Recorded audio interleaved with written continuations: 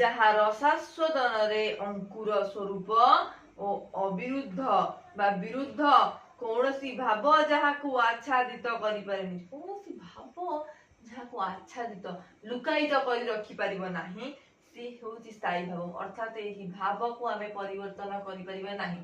ଏହା ସେହି ସ୍ଥାନରେ ଅବସ୍ଥାନ କରିବ ଯେଉଁ ସ୍ଥାନରେ ଅବସ୍ଥାନ କରିଅଛି।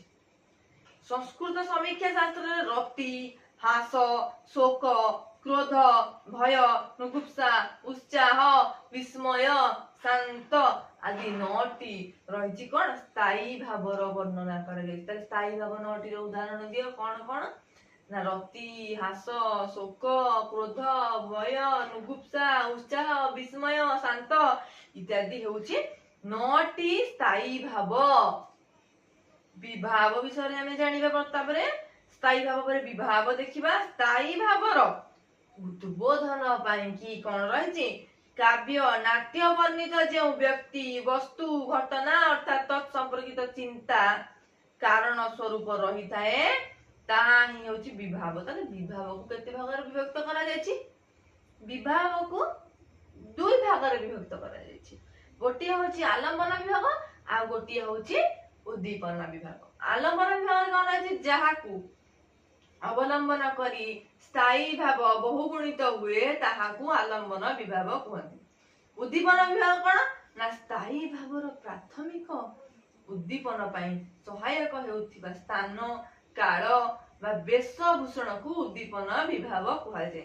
ଅନୁଭାବ କହିଲେ କଣ ବୁଝୁଛେ? ବିଭାଗ ଦ୍ୱାରା ସ୍ଥାୟୀ ଭାବରେ ଉଦ୍ବୋଧନ ପରେ ଯେଉଁ ଶାରୀରିକ ପ୍ରକ୍ରିୟା ଅନୁଭବ ହୁଏ ତାହାକୁ ଆମେ ଅନୁଭାବ ବୋଲି କହିଥାଉ। କ୍ଲିୟର? ଆଲମ୍ବନ, ଉଦ୍ଦୀପନ ଏବଂ ଅନୁଭାବ।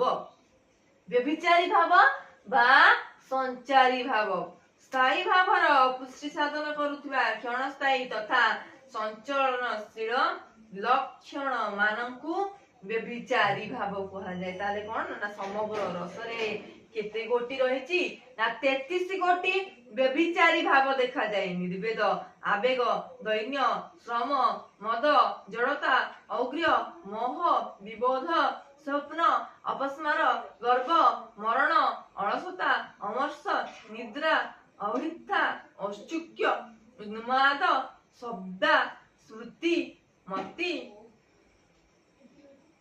ବ୍ୟାଧି, ତ୍ରାସ, ଲଜ୍ଜା, ହର୍ଷ, ଅସୂୟା, ବିଷାଦ, ଧୃତି, ଚପଳତା, ଗ୍ଲାନି, ଚିନ୍ତା ଏବଂ ବିତର।